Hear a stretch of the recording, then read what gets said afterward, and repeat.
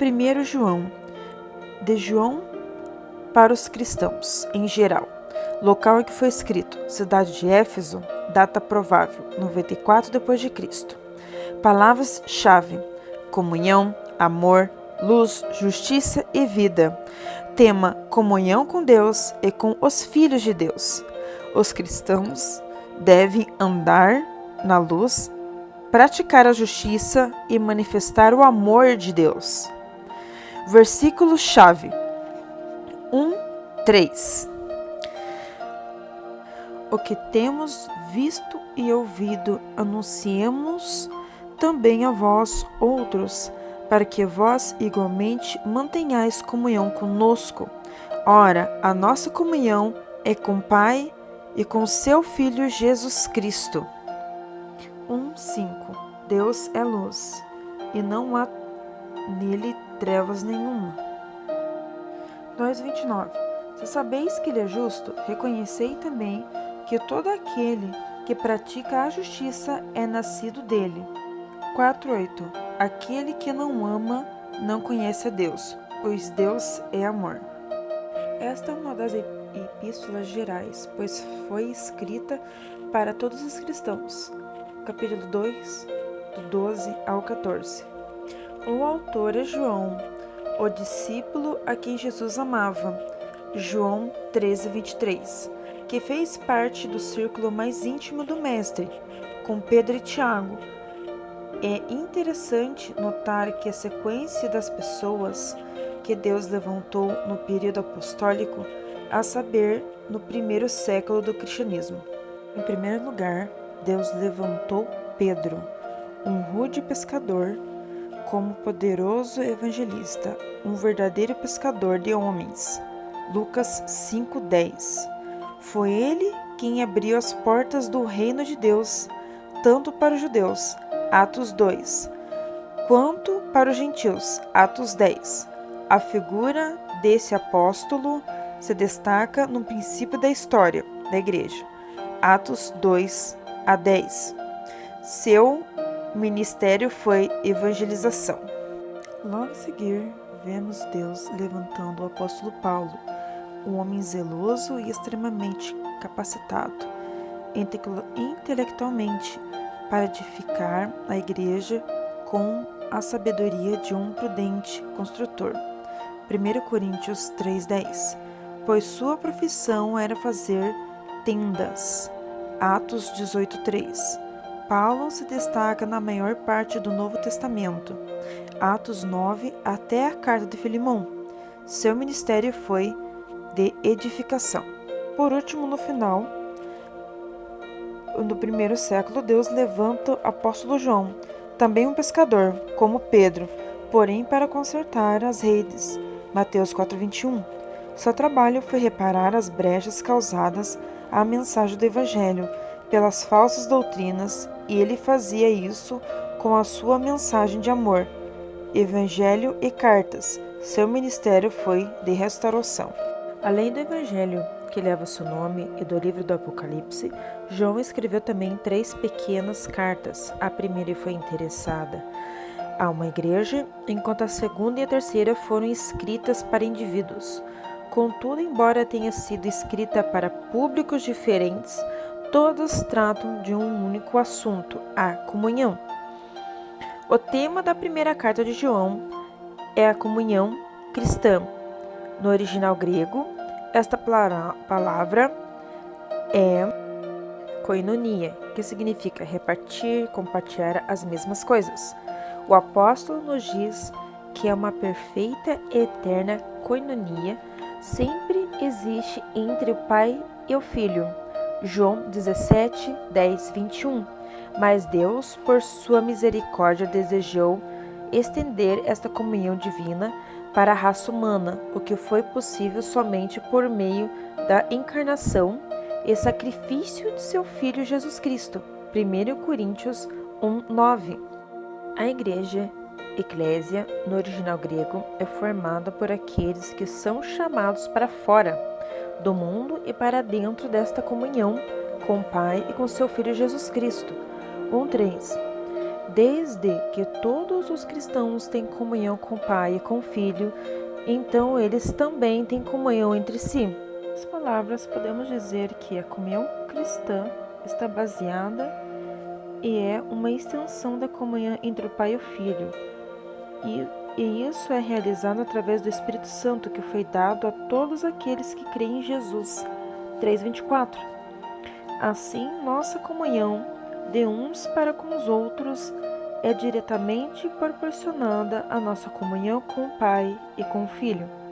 Não podemos ter comunhão com os irmãos sem, ao mesmo tempo, ter uma comunhão íntima e verdadeira com o Pai e com o Filho. 1:7. Portanto, a comunhão dos cristãos é baseada na vida de Cristo, que está em nós. Isso significa que podemos e devemos ter comunhão com todos os que têm a vida no Senhor neles, indistintamente, se incluirmos qualquer pessoa que tenha a vida do Senhor Jesus, seja por diferença doutrinária ou qualquer outro motivo, que nos tornamos uma seita ou um partido ou uma divisão. Por outro lado, esta comunhão é também exclusivista, ou seja, todos os que não têm a vida do Senhor não podem fazer parte dessa comunhão, não importa quão bons sejam, pois a verdadeira comunhão baseia-se na vida interior e não no comportamento exterior. Como Deus é luz e nele não há treva nenhuma, 1:5, só podemos ter comunhão com Deus se andarmos na luz, 1:6. E somente agindo assim podemos ter comunhão uns com os outros, 1:7. Além disto, como Deus é justo, devemos, como filhos de Deus, praticar a justiça, 2:29. E finalmente, como Deus é amor, capítulo 4, versículos 8 e 16. Devemos amar uns aos outros. 3:11, 14 e 23. Capítulo 4, versículos 7, 11 e 21. Basicamente, esta mensagem da primeira carta de João. A palavra-chave do Evangelho de João é crer, e de sua primeira epístola é amor. O Evangelho mostra como o cristão pode receber a salvação pela fé. E essa epístola revela como ele sabe que tem a salvação pelo amor. Contudo, apesar da sua mensagem de amor e fé, o apóstolo do amor continua sendo ainda o filho do trovão. Marcos 3:17. Trovejando contra as heresias que atacam as pessoas e a obra de Cristo, pois o verdadeiro amor não significa tolerância com um erro, seja doutrinário ou moral. Assim, nesta carta, João combate tanto as heresias quanto as práticas gnósticas do seu tempo, referindo-se aos hereges como sendo anticristos. 2:18. Mentirosos, 2:22. Filhos do diabo, 3:10. E os falsos profetas, 4:1. A principal, mais perigosa heresia no final do primeiro século era o gnosticismo, doutrina que defendia a dualidade entre corpo e espírito. Eles criam que essas partes eram opostas e irreconciliáveis, ou seja, toda a matéria era essencialmente má, pecaminosa, e todas as coisas espirituais eram inerentemente boas, santas. Os principais pilares dessa doutrina eram o seguinte: 1. Deus, que é o perfeito, é o Espírito, não poderia ter vindo a este mundo pecaminoso em forma humana, isto é, em carne. Isso significava um ataque tanto à humanidade quanto à divindade de Cristo. 2. A salvação somente poderia ser alcançada transcendendo a dimensão física através de uma sabedoria, gnosis, espiritual mais profunda e discreta. Com isso, somente os sábios poderiam alcançá-la. E 3. Como o corpo era, em sua essência pecaminosa, 2 tipos de atitudes diametralmente opostas e eram possível no gnosticismo ascetismo rígido, isto é, maltratar o corpo e negar a ele todo e qualquer prazer. 2. Libertinagem, pois como o corpo não poderia ser transformado em algo bom, nem mesmo pela disciplina rigorosa, então não faria a mínima diferença satisfazer todos os desejos da carne, pois isso não poderia de forma nenhuma afetar espiritualmente o homem. Portanto, como podemos perceber, esse sistema de ideias era totalmente contrário ao ensino da doutrina cristã. Sua epístola, o apóstolo deixa bem claro que não existe meio termo e nem áreas de sombra entre o que é e o que não é de Deus. João utiliza vários exemplos para ilustrar isso.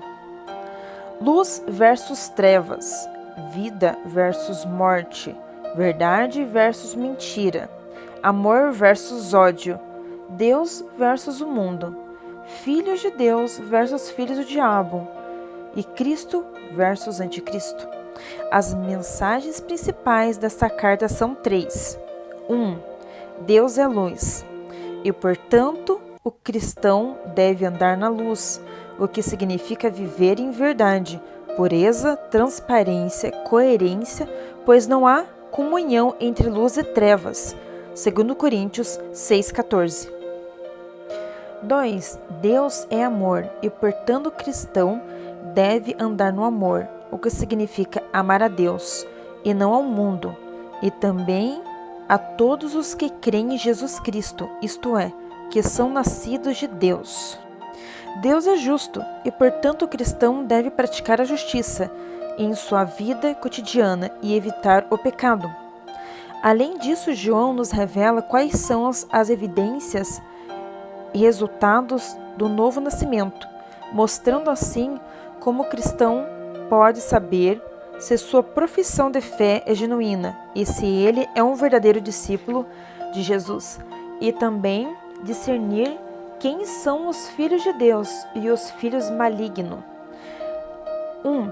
As evidências do novo nascimento são os 7 testes da autenticidade cristã, revelados através da expressão se dissermos que, ou aquele que diz. Capítulo 1, versículos 6, 8 e 10. Capítulo 2, versículos 4, 6 e 9. E capítulo 4, versículo 20.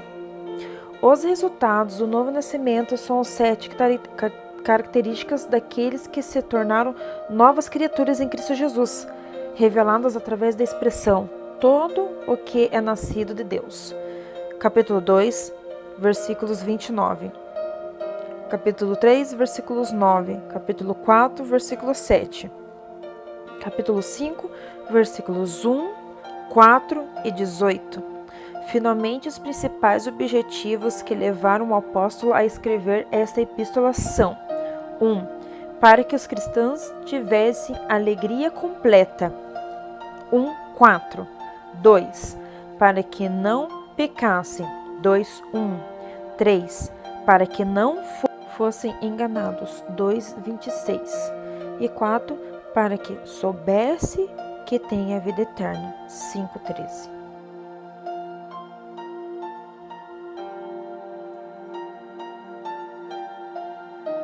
O local em que essa epístola foi redigida não é conhecido, porém vários estudiosos creem que ela foi escrita em Éfeso, pois João viveu lá seus últimos anos de vida e era presbitério da igreja nessa cidade, segundo João 1. Palavra que significa conhecimento, significando conhecimento superior e secreto. Gnosticismo da linha do cetista, nome derivado do grego dókio, parecer, afirmava que Deus não se tornará realmente um homem, mas apenas parecia humano. 2. gnosticismo da linha serentista, nome derivado do seu autor Cerinto, afirmava que o Cristo divino se uniu a Jesus no batismo e o abandonou antes da sua morte no Calvário. Pai nosso que estais nos céus, santificado seja o teu nome. Venha a nós o teu reino. Seja feita a tua vontade, assim na terra como nos céus. O pão nosso de cada dia nos dai hoje.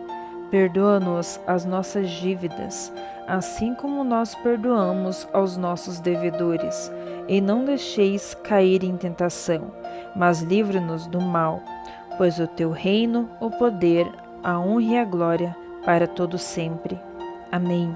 Que a paz de Deus esteja com todos vocês.